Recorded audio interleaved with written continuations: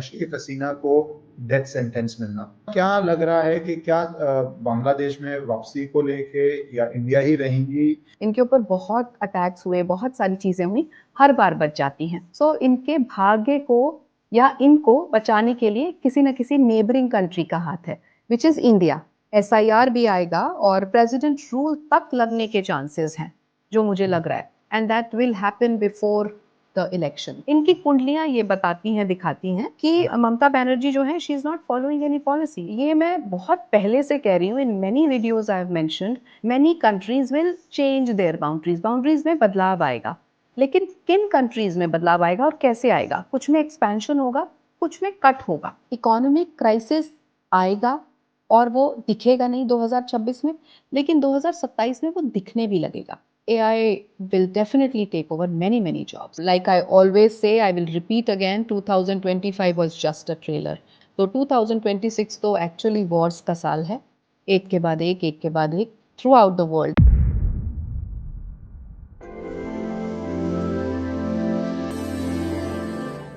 नमस्कार। पिछली बारी जब हम रीना जी से बात कर रहे थे तो उन्होंने बहुत सारी बातें बताई जो एकदम एक्यूरेट निकली, सच निकली, और उसके बाद बहुत सारे इवेंट्स हो गए। बिहार इलेक्शन आपको पता है, एक तरफा बीजेपी जीतती है और बात शुरू हो गई वेस्ट बंगाल असम इलेक्शन में क्या होगा, जो दो क्रूशल स्टेट्स मानी जा रही हैं। उसके बाद जो रेड फोर्ट पे कार ब्लास्ट होता है, उसके लिंक्स बांग्लादेश से क्या निकलते हैं। बांग्लादेश के अंदर शेख हसीना को डेथ पेनल्टी दे दी जाती है। दूसरी तरफ इमरान खान पे तो क्वेश्चन मार्क चल ही रहा है, जिंदा है नहीं है, अजीब अजीब सी बातें आ रही हैं, टॉर्चर हो रहा है।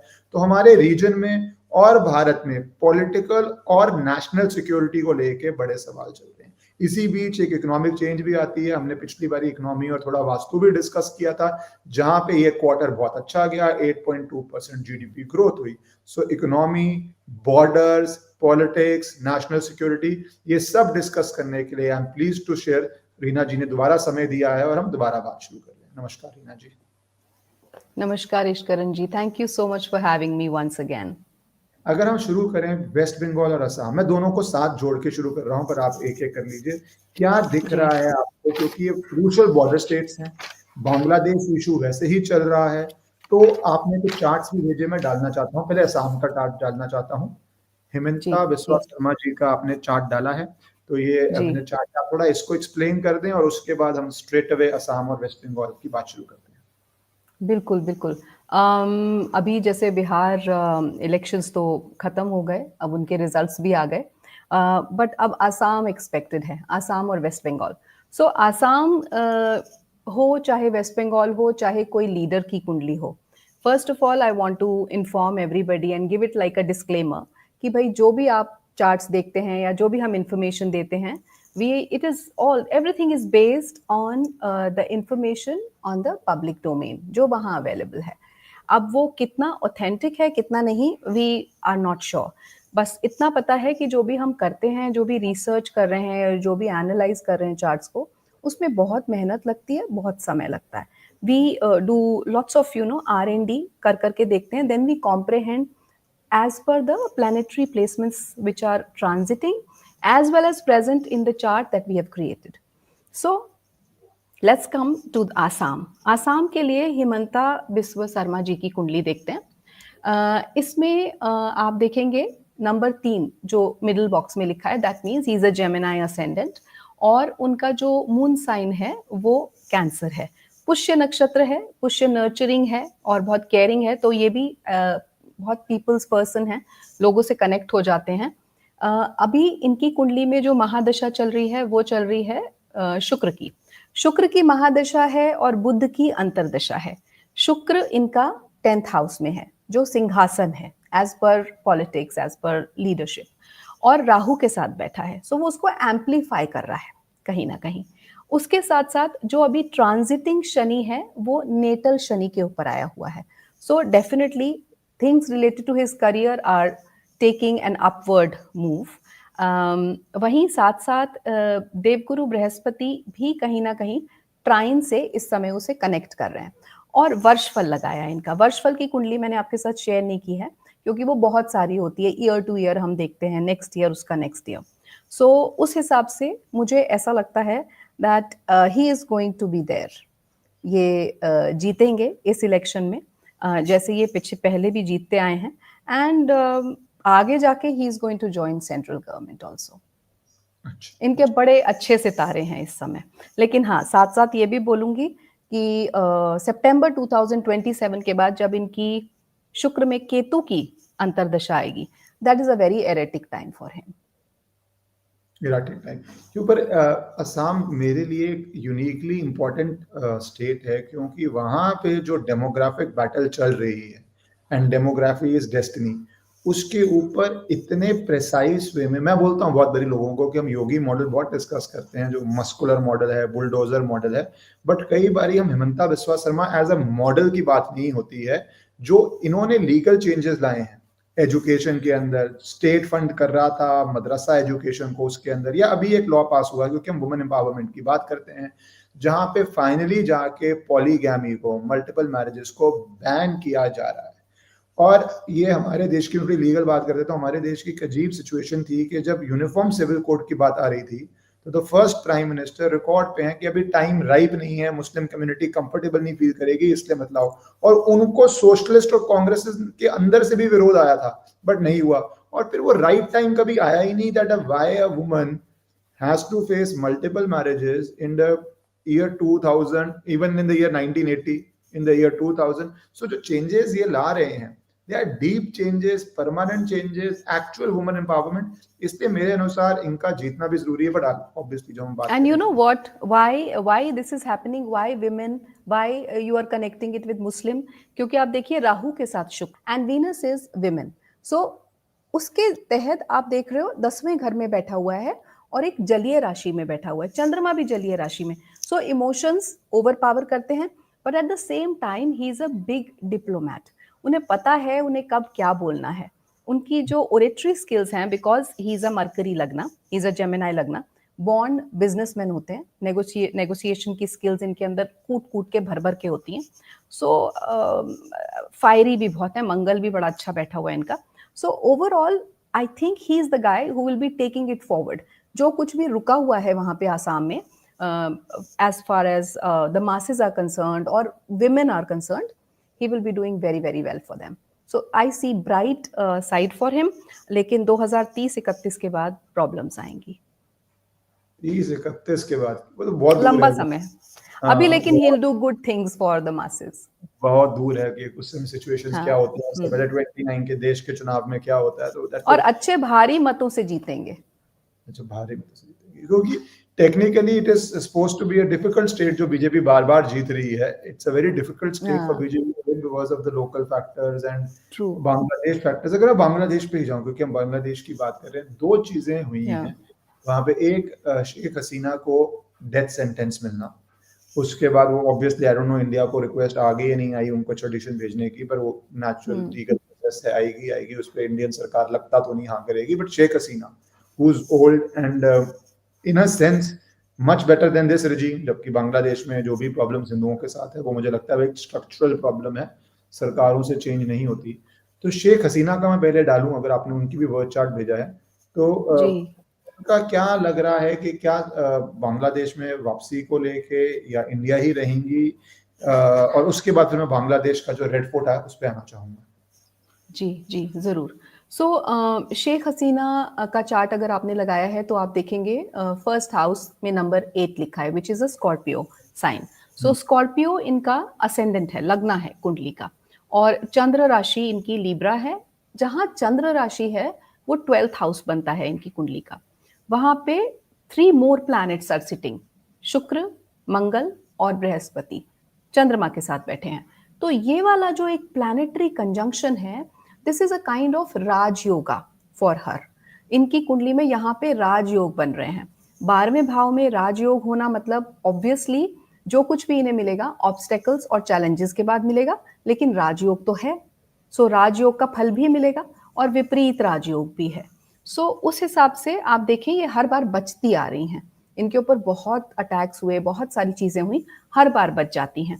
और समवेयर इनका जो केतु शनि के साथ कनेक्टेड है, और शनि इनके नेबरिंग कंट्री यानी कि 3rd हाउस का लॉर्ड है और भाग्य स्थान में बैठा है। सो इनके भाग्य को या इनको बचाने के लिए किसी न किसी नेबरिंग कंट्री का हाथ है, which is India in her case, right? So दशाओं से देखें तो भी शुक्र की महादशा इनकी चली 20 साल की होती है। इस समय जब ये आई इंडिया में या जब इनकी टेक केयर करी गई, तब शुक्र महादशा में बृहस्पति की अंतरदशा चल रही थी और दोनों एक साथ राजयोग बना रहे हैं 12वें घर में। 12वां घर मतलब विदेश, अपने घर से दूर। सो ये अपने घर से दूर हैं इस दशा में। अभी इनके ऊपर जो भी एलिगेशंस लगे हैं, जो कुछ भी हुआ है, he she is going through a lot of bad time. बहुत ज्यादा इनका जो इस समय कंडीशन है वो बुरी है। लेकिन आप देखेंगे जब शुक्र में शनि आएंगे, शुक्र की महादशा, शनि की अंतरदशा, विच इज मई 2026 जो पीरियड आएगा, वो इनके लिए कहीं ना कहीं बेहतरी लाएगा, बेटरमेंट लाएगा। और ये अपने देश वापस भी जाएंगी, पर कौन से देश, दैट इज द क्वेश्चन। क्योंकि बांग्लादेश की कुंडली जब मैं लगाती हूँ या जब मैं उसको डिस्कस करती हूँ, सो आई सी कि बांग्लादेश तो ब्रेक हो रहा है 3 पार्ट्स में, 2 से 3 पार्ट्स में। मैं बांग्लादेश की कुंडली आपने भेजी है, उस पर आना चाहता हूँ, पर जो आप कह रही हैं शेख हसीना, जी। उनकी तो लाइफ ही ये रही, पूरी फैमिली वाइप्ड आउट हो गई एक तरह से, वो बच गई क्योंकि वो उस समय बाहर थी। इस समय जी, भी या कुछ बोल कैसे रहे थे? कैसे प्लैनेटरी प्लेसमेंट्स जो हैं अपना रोल दिखाते हैं, और किस तरीके से ट्रांजिटरी प्लैनेट्स जब उनके साथ कनेक्ट होते हैं तो कैसे एक बिल्कुल खत्म हालत में भी आप कैसे सेफ गार्ड हो जाते हैं। That is destiny. So this is what is happening and she will again go back. और मुझे बहुत चांसेस दिख रहे हैं कि ये दोबारा शायद अपने रोल में आए वापस, but she will get a smaller part of it. Smaller part of the Bengal, क्योंकि वो इनकी डेस्टिनी, अगर डेस्टिनी की वाइज देखा जाए कि जहां पे पूरी फैमिली को वाइप आउट कर दिया जाए, वहां पे भी आप एक व्यक्ति की असैसिनेशन समझ आती है, जैसे पाकिस्तान में होती है। जी फैमिली वाइप आउट के पीछे बहुत बड़ी फोर्सेस लगी हुई थी, वो सबको पता है। उसके बाद भी आपकी रिकवरी हो जाए और आप मल्टीपल टाइम प्राइम मिनिस्टर बन जाएं, शी इज ऑलमोस्ट 80 नाउ, तो इस एज तक आप पहुंच जाएं और उसके बाद दोबारा जब हो तो आप वहां से भी स्केप करके निकल जाएं। कितने लोग मरे वहां पे, डेथ सेंटेंस आपको करेक्ट करेक्ट, मिल रहे हैं। बिल्कुल। एक आध हाँ, नहीं चीज मतलब खराब पूरी तो इन पूरी देशों में शुक्र की मार्केट में टाइम दशा तो लगता है। इनको सेफगार्ड कर रही है, जो पूरी शुक्र की दशा है सेफगार्ड। बट हाँ, जैसे ही सन आएगा, looking at her age and looking at sun's placement, क्योंकि वो छठे से छठा है, तो रोग रिपुर इनके घर से छठा, मतलब वो उसका भी दुश्मन। सो वहां पे जाके इनको हेल्थ इश्यूज भी आ सकते हैं और सत्ता से तब ये उतर सकती हैं। But that is far. 2033 तक तो इनका पीरियड अच्छा है। इनफैक्ट 2032 तक मैं बोलूंगी, 2032 तक she will survive. then by that time she would be mid 80s also, तो एक age is Yeah, natural factor, वो तो आना ही है। definitely, definitely.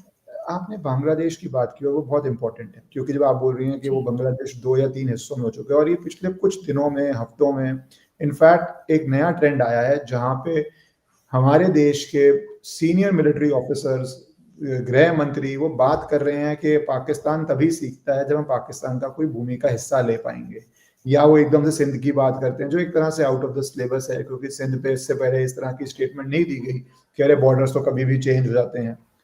और या फिर मैं असम से जोड़ूं इसको और बांग्लादेश से जोड़ूं, जहां पे प्रोवोकेशन आई, वो अजीब अजीब से बांग्लादेश का, ग्रेटर बांग्लादेश का नक्शा बना रहा है मोहम्मद यूनुस, और उस पे असम के चीफ मिनिस्टर कहते हैं कि आपकी भी 2 चिकन नेक हैं, हम जब चाहें उन चिकन नेक के अंदर घुस सकते हैं। और मेरे अनुसार नेशनल सिक्योरिटी की ऐसी statement CM without sounding it through military experts और it's an international affair thing center, मेरे अनुसार नहीं करे होगी, बट कर भी सकते हैं। तो बांग्लादेश के ऊपर जो एक बांग्लादेश एडवेंचर कर रहा है भारत के अगेंस्ट, प्रवोक कर रहा है, क्या वो अपनी जो डेस्टिनी आप कह रहे हो, मैं चार्ट डालने रहा हूँ, टूटने वाला है, तो इसीलिए कंडीशंस ऐसी क्रिएट हो रही हैं, क्योंकि भारत ऑर्डिनरी कंडीशंस में बांग्लादेश पे कुछ नहीं करने जा रहा था। आज से 2 साल पहले कोई बात करता तो ये टॉपिक भी नहीं था। अब करेक्ट। चिकित्सक को ब्रॉड करना, वहां पे नहीं हमने फोर्सेस भेजी हैं, वो सब हो रहा है। तो पहले आप क्या, किस तरह ये बांग्लादेश की डेस्टिनी जा रही है जो 71 में पैदा हुआ है? So first, before we discuss Bangladesh, पहले मैं जो आपने अभी बात करी बॉर्डर्स चेंज होने की, सो ये मैं बहुत पहले से कह रही हूँ, in many videos I have mentioned कि बाउंड्रीज चेंज होंगी। Many countries will change their boundaries, boundaries में बदलाव आएगा। लेकिन किन कंट्रीज में बदलाव आएगा और कैसे आएगा? कुछ में एक्सपेंशन होगा, कुछ में कट होगा, ऐसा। सो इंडिया की अगर हम बात करते हैं तो भारत की मंगल की दशा मंगल भूमि कारक है, सो एक्सपेंशन ही होगा। और जो बात मैंने इतने महीनों या इतने सालों पहले कह दी थी, वो अभी होम मिनिस्टर राजनाथ जी ने बोली कि बाउंड्रीज में बदलाव आएगा। And the day I heard it, I had a smile on my face, because I said it long time back, and this is going to happen. ये होगा, धीरे धीरे होगा, बट भारत बीइंग भारत कभी भी ऐसा नहीं है कि किसी के ऊपर फोर्सिबली दबाव डालेगा कि हम आपके ऊपर राज करेंगे। ऐसा कभी नहीं किया भारतीयों ने। आप पुराना अपना हेरिटेज खोल के देख लीजिए, वेद खोल के देख लीजिए, पुराण खोल के देख लीजिए, कहीं ऐसा नहीं है जहां पे भारतीयों ने जबरदस्ती कब्जा करा हो। लेकिन अगर कोई कंट्री या कोई इंडिविजुअल खुद आके बोले कि आप हमें एडमिनिस्टर कीजिए, या आप हमारा ध्यान रखिए, या आप हमारे ऑपरेशंस चलाइए, whether it's administration, whether it's political, whether it's financial, आप चलाइए, so obviously that time Bharat will as a friend और as a well wisher will say ठीक है, हम आपकी मदद करते हैं, which is what Bharat had been doing. Bangladesh के साथ भी किया so many times, in fact China को भी ट्रस्ट किया 1962 में, जो करना नहीं चाहिए था। सो ऐसी चीजें हमेशा करी हैं। सो इस बार डेफिनेटली बाउंड्रीज में बदलाव आएंगे। सो दैट मुझे इज ये वन। जो आप कह सेकंड, रहे हैं जी हिस्टोरिकली, मुझे ये लगता है कि ये मैं बहुत प्राचीन नहीं जा रहा हूँ, बट ये ब्रिटिशर्स के आने के बाद एक मुझे लगता है गलत फीलिंग आ गई है कि भारत अग्रेसिव वॉर्स नहीं लड़ता, कि भारत को अग्रेसिव वॉर्स नहीं लड़नी चाहिए, कि इंडिपेंडेंस नॉन वायलेंस से होगी। सेकेंड वर्ल्ड वॉर ना हुआ होता तो आप जितने मर्जी प्रोटेस्ट और धरना कर लो, मुझे नहीं लगता है कि मेरी रीडिंग है कि आपको इंडिपेंडेंस इस तरह मिलती। ये स्ट्रगल, क्योंकि और ये मैं इसलिए कहता हूं, जो लोग एग्जाम्पल देते हैं भारत का, पूरे वर्ल्ड में जहां पे नॉन वायलेंट मूवमेंट नहीं थी वहां पे भी कॉलोनीज खत्म हुई, वहां से भी अंग्रेजों को जाना पड़ा, फ्रांस को जाना पड़ा, जहां जहां थी, वियतनाम में जंग से जाना पड़ा, और बाकी जगह क्योंकि उनका अंदर से कोलैप्स हो चुका था, they could not sustain an empire. And secondly correct. New empire US का आ चुका था, उस एम्पायर को बूट्स ऑन ग्राउंड की जरूरत नहीं थी। तो हमने ये नॉन वायलेंस को ना बहुत ज्यादा वो तवज्जो दे दिया है, जैसे इंडिया की ही सिर्फ हुई थी इंडिपेंडेंस, बाकी किसी देश की अफ्रीका में, मिडिल ईस्ट में इंडिपेंडेंस ही नहीं हुई और हमारी नॉन वायलेंस चल गई। और यही मुझे लगता है 71 में, क्योंकि अभी मैं हमारी सबसे बड़ी प्रॉब्लम थी कि हमने उस समय भी चिकन नेक या पोर्ट एक्सेस, ये बेसिक चीजें, आप इतना बड़ा कैंपेन कर रहे हैं, आप वो नहीं लेते हैं, तो ये आप फ्यूचर जनरेशंस के लिए थ्रेट्स जो हैं उनको सॉल्व आउट नहीं कर रहे हैं। आई होप इस बारी जैसे आप एग्जैक्टली। कह रही हैं वो वाली गलतियां हम आई डोंट नो करें ना करें। नहीं नहीं नहीं नहीं नहीं, इस बार नहीं होगा। देखिए, you mention 1971 and that's absolutely a very very important year for us, क्योंकि 1971 में even astrologically the transiting planetary situation was the same जो 2025 में है। द ओनली थिंग इज, होनी को कोई नहीं टाल सकता, लाइक यू सेड कि हमें कर देना चाहिए था। बहुत सारे लोग ये भी कहते हैं, शायद मैं भी कहती हूँ, कि सिंदूर वन ऑपरेशन जब हुआ था तो वो पूरा कंप्लीट होना चाहिए था, और वो हो सकता था, we had the calibre. But again, whenever there is a time already predestined, तभी वो काम होगा। Because I am an astrologer, that is why I believe in it 100%, 100%। So destiny है, तब इसलिए वो काम नहीं हुआ। 1971 की तरह अभी भी सिमिलर सिचुएशन है, लेकिन अब टाइम बदल गया। द टाइम पीरियड और the phase is of Mars now. तब जो पीरियड था वो वीक था, India was weaker somewhere as per the दशास एंड द अंतरदशास। Now India is very very strong, and it's it's full throttle, it's ready, and आप बस बताइए कब क्या करना है। ऐसे वाली सिचुएशन में भारत बैठा है। वो चेंज तो आया ही है, गवर्नेंस चेंज भी आया है, लीडरशिप चेंज भी आया है, जहां पे आप एब्सोल्युटली। हर बारी बोल रहे हैं। और एक्चुअली लीडरशिप ही बार बार बात करके जमीन की, ऑपरेशन सिंदूर के अंदर कुछ लोगों को डिसअपॉइंटमेंट थी, इसलिए थी क्योंकि स्टेक्स तो लीडरशिप ने ही बढ़ाए थे बोल बोल के। अभी भी जब करेक्ट सैनिक करेक्ट। की बात करें, आप बात करें कि जब तक जमीन नहीं लेंगे पाकिस्तान समझेगा नहीं, तो एक तरह पब्लिक डिस्कोर्स में आप ही लोगों की एक्सपेक्टेशन बढ़ा रहे हैं, और आप ही शायद वर्ल्ड कम्युनिटी को बता रहे हैं कि हमें ये करना पड़ेगा, करना पड़ेगा, करना पड़ेगा। तो एक तरह से एक्सेप्टेंस एंड इनएविटेबिलिटी आ जाती है दूसरे देशों के अंदर भी कि भैया ये बांग्लादेश में, पाकिस्तान में, कहाँ पे भी, जहां से भी टेरर आ रहा है, ये वहां पे कुछ करने की कोशिश करेंगे। कोशिश करेंगे, और इसे ही चाणक्य नीति कहते हैं। चाणक्य नीति और क्या है? पहले आप हाइप क्रिएट करेंगे, उसके बाद में आप अचानक से एक सरप्राइज फैक्टर को इंट्रोड्यूस कर देंगे which nobody expected. So this is something very fantastic what our leadership had been doing, मुझे ऐसा लगता है इन द पास्ट. जी जी, मैं बांग्लादेश का चार्ट आपको जी. बांग्लादेश का chart 1971. Right, right. So in Bangladesh chart, if you see, there's number 6 written in the middle box. So which means वर्गो लगन है इनका, और चंद्रमा जहां बैठा है, चंद्र राशि वृश्चिक है. और अगेन बांग्लादेश का भी third house, just like India's chart, third house भरा पड़ा है बहुत सारे प्लैनेट से, विच मीन्स इनका भी जो नेबरिंग कंट्रीज हैं वहां से कुछ ना कुछ चलेगा. और ये जो प्लैनेट्स हैं ये इनमिकल हैं एक दूसरे के साथ, और मरकरी बैठा हुआ है वहां पे जो कि लग्नेश है वक्री होके. Now in Bangladesh chart right now शुक्र की महादशा चल रही है और शनि की अंतरदशा. शनि भी वक्री हैं, वक्रगत हैं, और शनि इस समय ट्रांजिटरी शनि जो इस समय है, जो 29 मार्च को मूवमेंट हुआ है, that has come in the 7th house of the chart of Bangladesh chart. और वहां से वो अपना जो 10वीं दृष्टि है, दशम दृष्टि, वो वीनस के ऊपर डाल रहे हैं, शुक्र के ऊपर, विच इज द महादशानाथ. और 4th हाउस है, 4th हाउस का मतलब मासेस, मासेस. शनि की दृष्टि पड़ रही है, और सब बोलते हैं जनरल, एक बच्चे को पता है नॉर्मल कि शनि भारी है, शनि भारी है, शनि की दृष्टि पड़ रही है. सो शनि की दृष्टि पड़ रही है उस शुक्र पे जो कि महादशानाथ है, जो जिसका की टाइम पीरियड चल रहा है, रन कर रहा है. और अंतरदशानाथ खुद शनि है और वक्री है. सो ऑब्वियसली मासेस में अनरेस्ट वो बहुत क्लियरली दिख रहा है, बहुत क्लियरली दिख रहा है.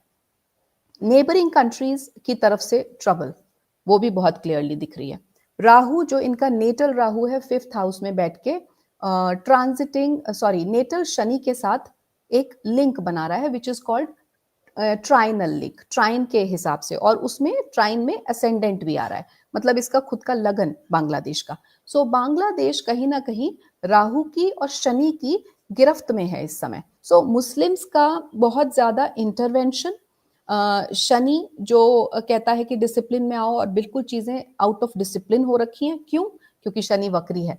डिसिप्लिन कह रहा है करने के लिए, जो शनि का रियल सिग्निफिकेंस है वो कहता है कि मेहनत करो, डिसिप्लिन लाओ, आगे बढ़ो, धीरे धीरे सही स्लो एंड स्टेडी आप ग्रो करो. यहाँ वक्री है, वो उल्टा काम कर रहे हैं, बिल्कुल उल्टा, जहां आउट ऑफ डिसिप्लिन हो रहे हैं और मासेस को बहुत इम्पैक्ट कर रहे हैं. सो वो चीज चल रही है. देन इनकी कुंडली में एक मैं आपको बात बताऊंगी, एक टर्म होता है yogi planet. We will discuss about it in India's kundli as well. Now yogi planet के बारे में कोई बात नहीं करता, वो होता है हर कुंडली का hero planet. Hero planet and villain planet. Hero planet is yogi planet and avayogi planet is villain planet. इनकी कुंडली का हीरो प्लैनेट है राहु. सो जब राहु हीरो प्लैनेट है तो ऑब्वियसली मैनिपुलेशन, मुस्लिम्स का बहुत इंटरवेंशन, गलत तरीकों से चीज़ों को, कामों को करवाना. 5th हाउस में बैठ के राहु आप इनके जो है भाग्य स्थान को देख रहा है, 9th हाउस को देख रहा है, फिर उसके बाद में वहां से लगन को देख रहा है. So somewhere that Rahu like qualities in the leadership of Bangladesh is very very well and very very clearly seen, जो कि एक बहुत अच्छा इंप्रेशन नहीं दे रही है, plus at the same time इसके ब्रेकेज का, टूटने का कारण बनेगी. जैसे ही आप देखोगे इनकी नेक्स्ट दशा आएगी शुक्र में बुध की अंतरदशा आएगी, और ट्रांजिटिंग केतु काटता है, केतु कट करता है चीजों को. ट्रांजिटिंग केतु नेटल केतु के ऊपर आ जाएगा. कब आएगा? December 5th 2026 को. दशा का परिवर्तन हो गया और ट्रांजिट भी वहां आ गया उस प्रॉमिस को पूरा करने के लिए. That is the time I see, एकदम उसी डेट को नहीं, लेकिन उसके बाद within 1 year there will be breakage in the country Bangladesh. और जैसे आपने कहा कि उनकी लीडरशिप जिस रास्ते जा रही है, वो स्टार्टिंग बाय दैट ओनली कि ये मोहन, ये जो यूनस आया है, पपेट है, स्टूज है, पर इसने आके वो कॉन्फ्रंटेशन भारत से शुरू कर दी है, whether it he is been told to do it या उसके अंदर का ये था, जहां पे जिस तरह हिंदुओं पे अटैक होता है वहां पे, जब से इसके आने के बाद जेनोसाइड जिस तरह हो रहा है, पहले भी सिचुएशन अच्छी नहीं थी पर इसके आने से वो बढ़ गई है. नहीं, ही इज बीन टोल्ड, ये क्लियर है, क्योंकि वो कनेक्शंस जिस तरीके के मैंने आपको बोला ना, वक्री शनि का कनेक्शन राहु के साथ बन रहा है. और अगर हम भृगुनंदी नाड़ी से देखते हैं तो 25% कनेक्शन नेबरिंग कंट्रीज से भी बन रहा है, जो कि थर्ड हाउस है, और वहाँ 4 प्लैनेट्स हैं। मतलब एक जन से नहीं है ये इम्पैक्टेड या इन्फ्लुएंस, ये बहुत सारे लोगों से इन्फ्लुएंस्ड है।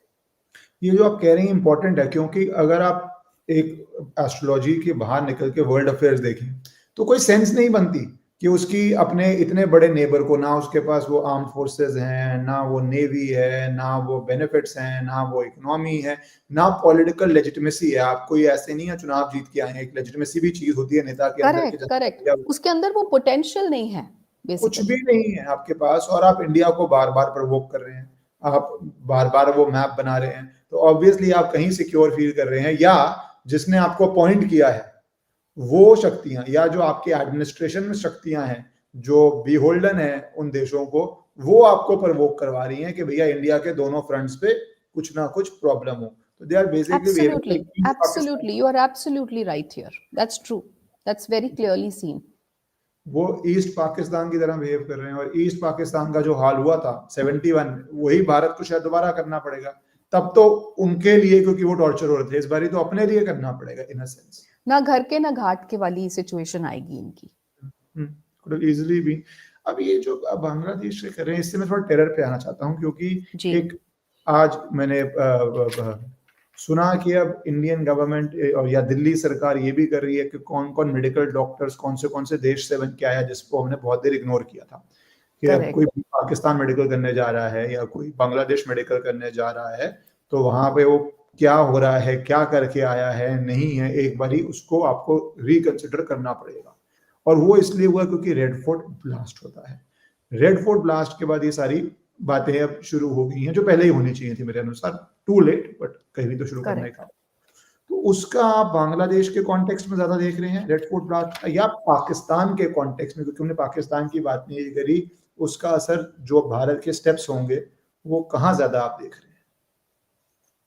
सी अगर स्ट्रेट अवे पहले तो मैं एक्सप्लेन करूंगी, या पहले मैं आपको बता देती हूँ, मुस्लिम कंट्रीज का इन्वॉल्वमेंट है, और एक कंट्री का नहीं है, मल्टीपल कंट्रीज का इन्वॉल्वमेंट है। ये बहुत क्लियर है। How? I tell you how. देखिए, ये जो मैंने आपको चार्ट भेजा है, ये मैंने तब बनाया था जब the moment I got the news कि ऐसा कुछ हुआ है। It was around 7 PM in the evening on 10th of November when I got the news.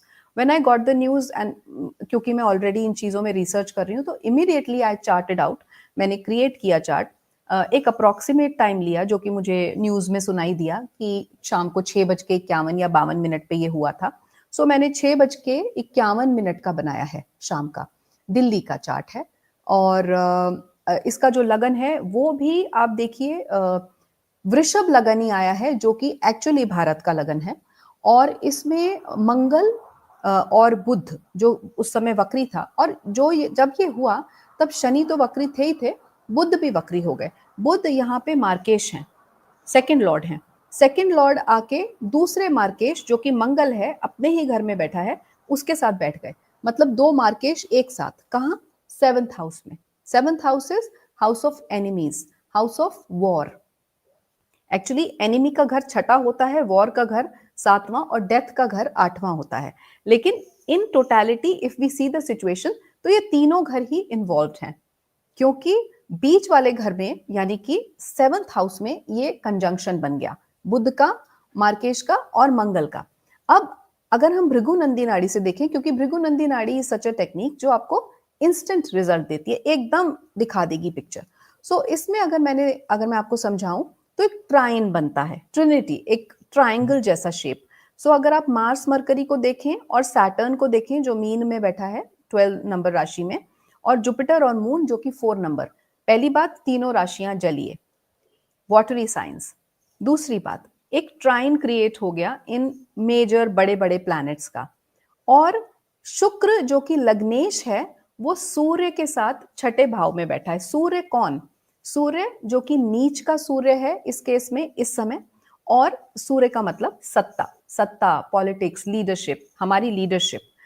मंगल क्योंकि हीरो प्लैनेट है कुंडली का, वो हमारे ट्राई सर्विसेज को, हमारी नेशनल सिक्योरिटी को दिखाता है। सो इस सिचुएशन ने मुझे जो उस समय एक सडन ग्लिम्स दिया, वो ये दिया कि ये सिचुएशन बहुत बड़ी हो सकती थी, नंबर 1। नंबर 2, ये सिचुएशन बड़ी क्यों नहीं हुई, उसका कारण है कि जैसे एक मोल होता है, वो हमारा कोई मोल, हमारी ही नेशनल सिक्योरिटी का कोई मोल ऑलरेडी दुश्मन के खेमे में या दुश्मन की पार्टी में, टीम में था।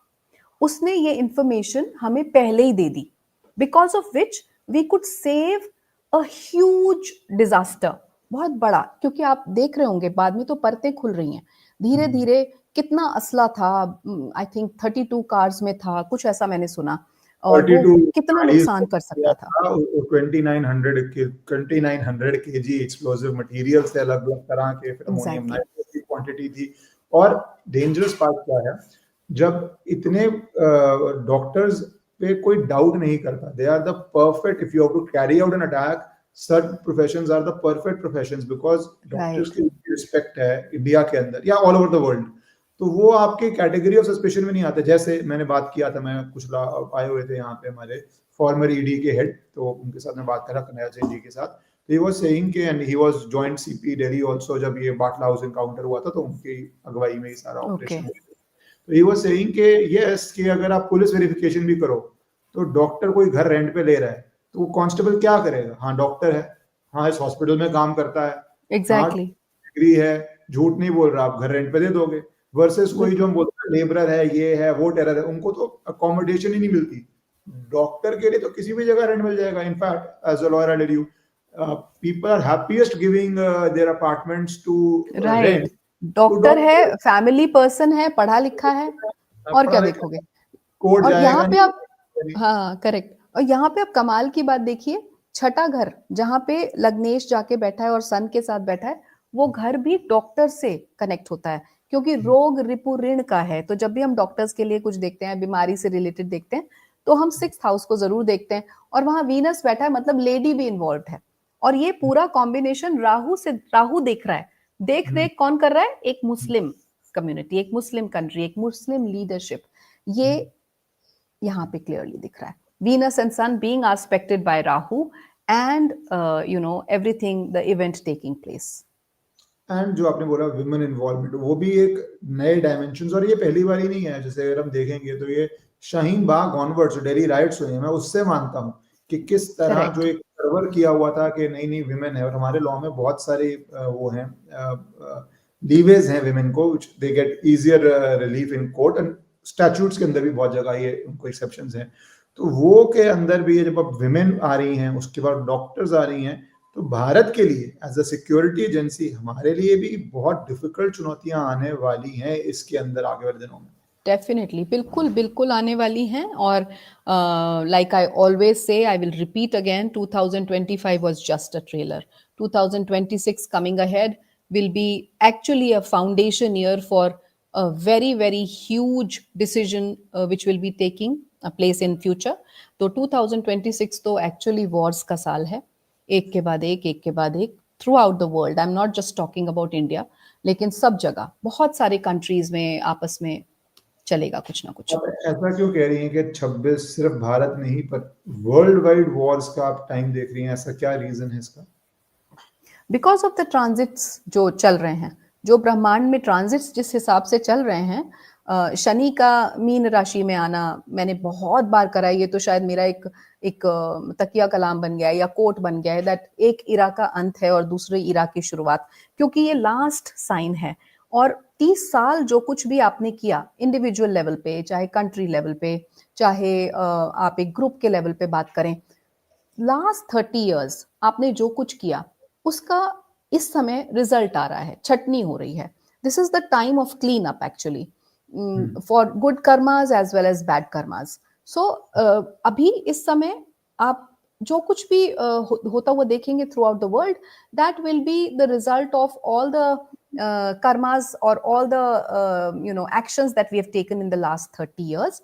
और जैसे ही मेष में, यानी कि फर्स्ट साइन में शनि आएंगे, which will be in June 2027, lot of policies must have been changed by then. Boundaries में बदलाव आ, ये मैंने बहुत पहले भी बोला था, बाउंड्रीज में बदलाव आ चुके होंगे बहुत सारे कंट्रीज के। बहुत सारे कंट्रीज जिनके की मैं बोलूं कर्मा पैटर्न पे या कर्मा थ्योरी के हिसाब से देखूं, तो वहां वो टूट चुकी होंगी, बहुत नुकसान हो चुका होगा जान माल का। सो Yeah, these are very very testing times, 26 and 27, but majorly 26, 27 भी अच्छा नहीं है, but 26 में तो बहुत पॉलिसीज बनेंगी।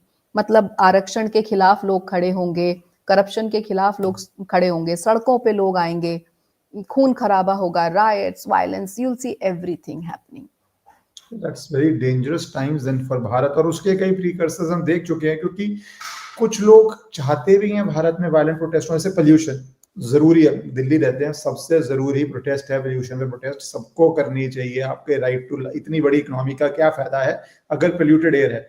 बट वो पोल्यूशन की आड़ में आप एक ऐसे ड्रेडेड नक्सल का सपोर्ट शुरू कर देते हैं जिसने हमारे 76 सीआरपीएफ के जो जवानों का जो वो पूरा उसने अटैक कैरी आउट किया था, जिसमें उनकी जानें गई, उसका मास्टरमाइंड था। एक पॉलिटिकल लीडर्स को वाइप आउट किया था एक पर्टिकुलर पार्टी के, and whom are they using in it? मतलब आज का यूथ जेन जी को यूज कर रहे हैं कि 19 साल के 20 साल के बच्चे जाके वहां प्रोटेस्ट कर रहे हैं। दे आर, उनको तो समझ भी नहीं है इस चीज की, but they are using them, they are being used. They are being used and very dangerously used, क्योंकि आप किसको सपोर्ट कर रहे हैं? नक्सलवाद को। जाके पता करके आओ जहां पे नक्सलवाद है कि वहां पे क्या लोगों की हालत है, क्या लोगों के साथ अट्रॉसिटीज हुई हैं, कितनी मुश्किल से भारत ने रेड कॉरिडोर को खत्म किया है। और आप दिल्ली में और पोल्यूशन की प्रोटेस्ट में, मतलब कोई लॉजिक नहीं है। Just that any protest which is scary, protest बहुत जरूरी है डेमोक्रेसी के लिए, पर अगर प्रोटेस्ट को ऐसे हाईजैक कर लें तो फिर वो प्रोटेस्ट स्प्रेड करे तो भारत की सिक्योरिटी पे डेंजर है। प्रोटेस्ट ना होने देना ऑन जेन्युइन बातें वो भी गलत है, क्योंकि वो डेमोक्रेसी में प्रेशर बिल्डअप करता है। तो ये आपके लिए दोनों तरफ डिफिकल्ट चॉइसेस हैं कि अगर लेजिटिमेट प्रोटेस्ट है आप वो ना होने दे तो वो प्रेशर बनेगा। Correct, it's just the it's, ये सिर्फ ये हो रहा है कि एक अपॉर्चुनिटी ढूंढी जा रही है कि कैसे हम अपनी दबी हुई जो फ्रस्ट्रेशंस हैं या जो हमारी दबी हुई इच्छाएं हैं उनको कैसे यूज किया जाए। कोई भी सिचुएशन मिल जाए, हमें जो चाहिए हम अपनी डिमांड्स रखें वहां पे। सो this is used in a very very wrong manner. Miss information onward. CA के अंदर मैं तो इतनी बारी बोलता था हर पब्लिक प्लेटफॉर्म पे, सीए भाई किसी इंडियन सिटीजन को अफेक्ट नहीं करता। टेक एनी, फॉरगेट आपका कास्ट और रिलीजन, एनीथिंग, इंडियंस के लिए है ही नहीं है वो। तब भी उसको ऐसे बना दिया कि भैया नागरिकता खत्म हो जाएगी, तो मिस इन्फॉर्मेशन तो स्प्रेड्स। बट जो आपने बात की 26 में बहुत वॉर्स का डेंजर है, उसमें कुछ नई चीजें भी हो रही हैं। जैसे अफगानिस्तान के मंत्री बार बार दिल्ली आ रहे हैं, जो एक मैसिव चेंज आया है। जो पाकिस्तान के अंदर इमरान खान सिचुएशन, दोनों जगह देखिए, अगर बांग्लादेश में जो उनका लीडर है उसको डेथ सेंटेंस दे दिया गया है, और पाकिस्तान जो लीडर था, लास्ट लेजिटिमेटली इलेक्टेड लीडर था, उसके बारे में बोला जा रहा है कि भैया वो मर गया है, फिर बोलते हैं जिंदा है, फिर कभी न्यूज आती है टॉर्चर हो गया, कभी आती है हरास्ट हो गया, अलग अलग तरह की न्यूज आती है। तो वो भी टिकिंग पाउडर केक है, कभी भी फट जाए। और दोनों देशों के लीडरशिप जेल में है, एक भागी हुई है, डेथ सेंटेंस है, एक जेल में है, जिंदा रहेगी। तो ये क्या इंटरनल इम्प्लोजन इन दोनों देशों में सबसे ज्यादा होने जा रहा है, बांग्लादेश एंड पाकिस्तान? या ये दोनों सेम ही देश माने जाएंगे क्योंकि इनका इंडिपेंडेंस तो सेम टाइम पे ही हुआ? नहीं नहीं, ऐसा नहीं होगा। इनके बीच में जो एक तरीके की जो डिफरेंशिएशन है या जो आपस में भी इनका जो प्रॉब्लम चल रहा है, that is a created problem. ये वहां की लीडरशिप ने क्रिएट किया हुआ है। और लीडरशिप ने क्यों क्रिएट किया हुआ है? क्योंकि उनको पीछे से ऑर्डर्स हैं। Now we all know who is that country जो उन्हें पीछे से ऑर्डर्स देता है। एंड सबकी नजर अमेरिका पे जाती है। अमेरिका चाहता है कि आप यहाँ पे गोले बारूद बरसाएं तो पाकिस्तान बरसाता है। अगर अमेरिका चाहता है कि नहीं आप उसको जेल में डाल दें तो पाकिस्तान कर देता है। So Pakistan is just a puppet in the hand of America, ये सबको पता है। और पाकिस्तान की कुंडली भी इस बात को कहीं ना कहीं दिखा रही है कि they are going through a very very bad patch, very very bad patch. मतलब उनके पास इस समय खाने को पैसा नहीं है। They are under tremendous debt, और even America is under tremendous debt. So दोनों ही, बट हाँ उससे वो थोड़ा बेटर ऑफ है, वो अभी भी उस सिचुएशन में है कि उनको ऑर्डर्स दे सकता है, कह सकता है। As far as Afghanistan is concerned, so Afghanistan ठीक है, अपनी विमेन के साथ उनके जो रूल्स हैं या जो चीजें वो फॉलो करते हैं वो कहीं ना कहीं डेफिनेटली गलत हैं। लेकिन एज अ कंट्री हमेशा मॉरली इंडिया ने उसे सपोर्ट किया है। अगर आप पीछे जाके हिस्ट्री में भी देखें तो अफगानिस्तान को भारत ने सपोर्ट किया है, moral, on a moral level. Even now India will support, Bharat उसको सपोर्ट करेगा। But when you talk about कि क्या आगे उनके जो रिश्ते हैं या टर्म्स हैं वो बहुत क्लोज हो जाएंगे जैसे रशिया और भारत के हैं, सो नो, ऐसा मैं नहीं देखती। ऐसा नहीं देखती. It's just like the same कि hello hi friends या फिर heart to heart friends. So they will remain hello hi friends, वो चलेगा. अफगानिस्तान के साथ भारत का रिश्ता सही रहेगा, बट भारत उनके लिए जाके लड़े या उनकी लड़ाई में कूदे, ऐसा नहीं होगा. एक तो ये बात. दूसरा, जो मैं इसमें सिचुएशन, जी हाँ, मैं इसमें जी जी जो जी है प्लीज. बाद में बात करते हैं कि अफगानिस्तान में वुमेन की ट्रीटमेंट क्या है, ये भारत का बिजनेस नहीं है.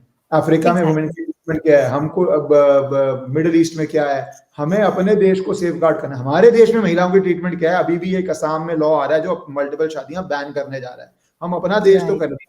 मेंटेनेंस के अंदर एक सुप्रीम कोर्ट ऑर्डर करता है तो हम लॉ बना के विमेन को बोलते हैं मेंटेनेंस उस तरह से ना मिले. हमारे देश की हालत को हम देखें, मुझे लगता है ये बहुत गलत मिस गाइडेंस हो जाती है भारत की, जब हम एकदम से कहते हैं विमेन की हालत क्या अफगानिस्तान में. पैलेस्टीन में विमेन की क्या हालत है, उसके लिए कितनी सरकारें पैलेस्टीन को सपोर्ट करती रही, तब ठीक था. वहां पे विमेन की क्या हालत है, जाके प्लीज किसी को भी पता है क्या हालत हो रही है. तो ये हमारा बिजनेस ही नहीं. हमारा बिजनेस क्या, हमारे हित में क्या. अगर अफगानिस्तान पाकिस्तान की डोरेंट लाइन नहीं मांग के बैंड बजाता है तो they are the best nation in the world for me. Bharat के अगेंस्ट कुछ करता है, worst nation in the world for me. अपने देश में वो क्या करता है वो जाने. Correct correct. मैं जो भी कहने की कोशिश कर रही थी, that is as per the astrological charts and the planets. As far as my personal, मेरा खुद का पर्सनल मत क्या है वो मैं यहाँ नहीं रखूंगी, क्योंकि मैं तो सिर्फ, अगर मैं देखूं तो ना तो मैं बीजेपी के अगेंस्ट हूँ, ना मैं कांग्रेस के अगेंस्ट हूँ. I am just an astrologer, so I will be just giving you the interpretation what I interpret from the chart, कि भाई उनका शुक्र इतना पीड़ित है, मतलब उनकी महिलाएं पीड़ित हैं. हमारे देश का भी, मैं आपको नहीं कहता, मुझे लगा कि मुझे ये, क्योंकि बहुत बारी ना ये आज आपके साथ नहीं, बहुत बारी मैं ये सुनता हूँ अफगानिस्तान कैसा विमेन को करता है. I understand.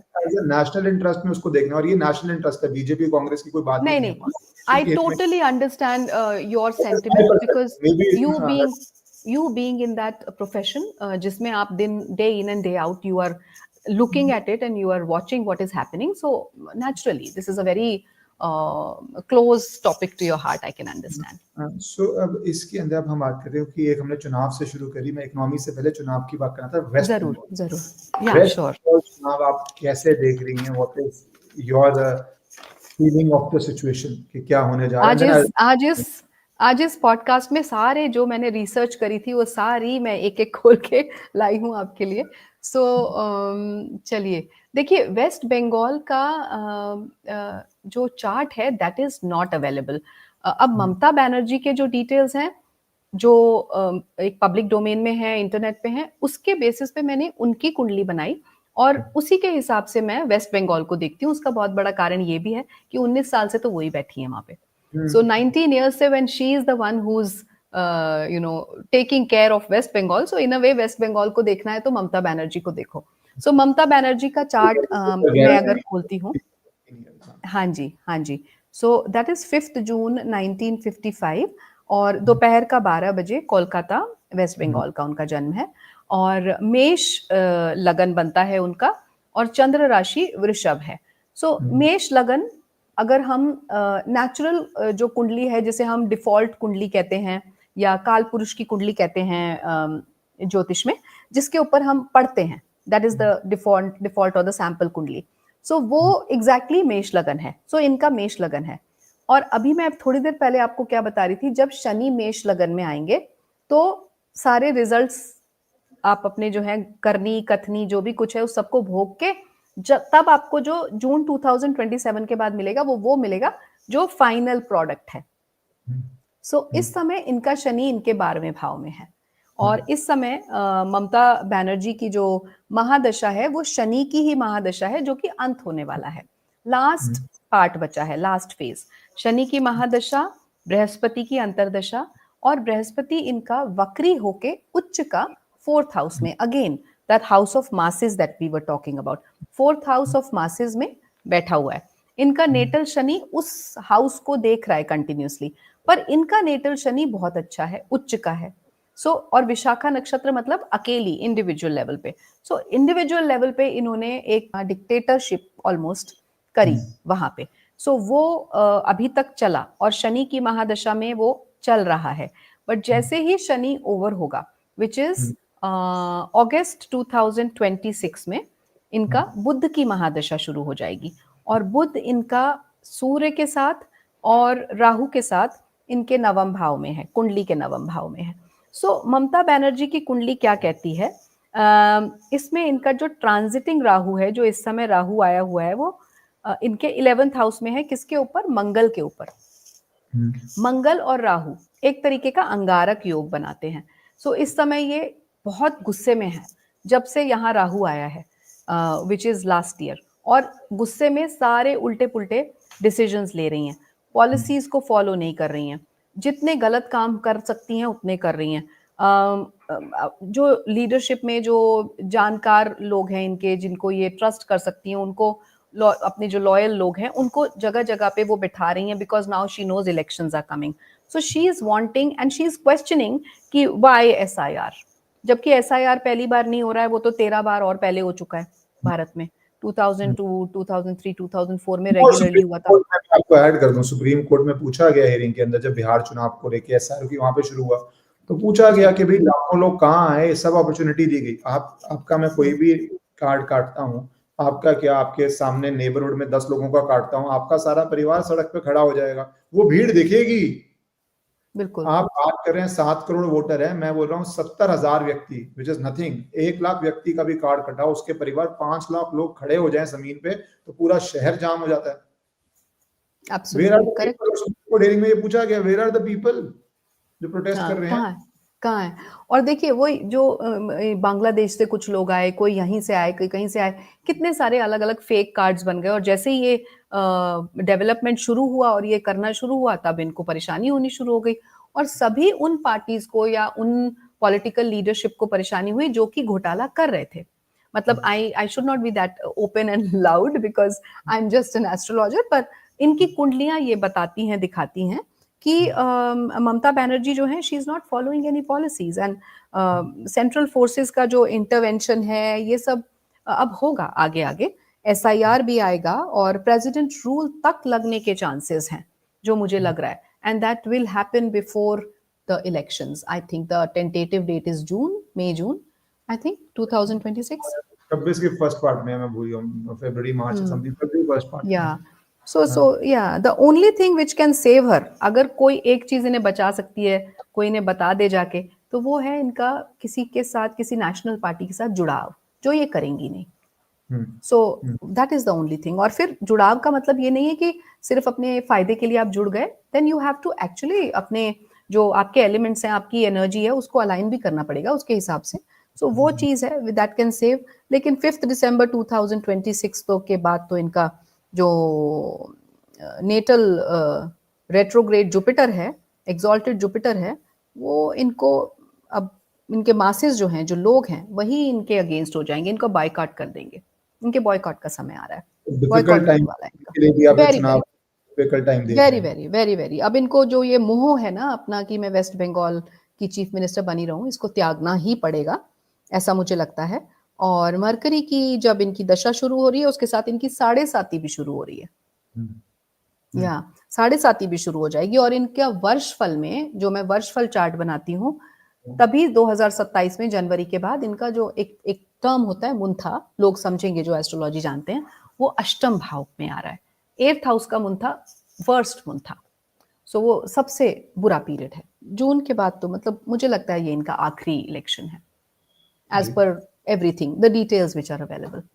वैसे भी ये बहुत टफ चुनाव है पॉलिटिकली, एंड मेरे पर what I feel, Mamata Banerjee, क्योंकि मैं पिछली बार भी वेस्ट बंगाल में चुनाव था, मैं उस समय वहां पे था अभी, कि बहुत इन्होंने जिस तरह स्ट्रक्चर हो चुका है वेस्ट बंगाल का, बहुत डोमिनेटिंग पोजीशन पॉलिटिकली भी इनकी हो चुकी है, क्योंकि जो वहाँ की इश्यूज हैं उसके अंदर Bengali pride mixed with vote bank politics, mixed with things. BJP के लिए 2 ही पार्टियों में फाइट है। बीजेपी के लिए एक इन सेंस फाइनल फ्रंटियर है, जहां पे आपको तोड़ के घुस पाना। तो वेरी इंटरेस्टिंग इलेक्शन होने जाएगा, उस पर जब सामने आएगा दोबारा बात करेंगे, क्योंकि मुझे लगता है कि बहुत नहीं, और बंगाल में आप देखोगे, because of this only lot of unrest amongst the masses. ये इलेक्शन आसान नहीं है, ये बात पक्की है, ये बिल्कुल आसान नहीं है।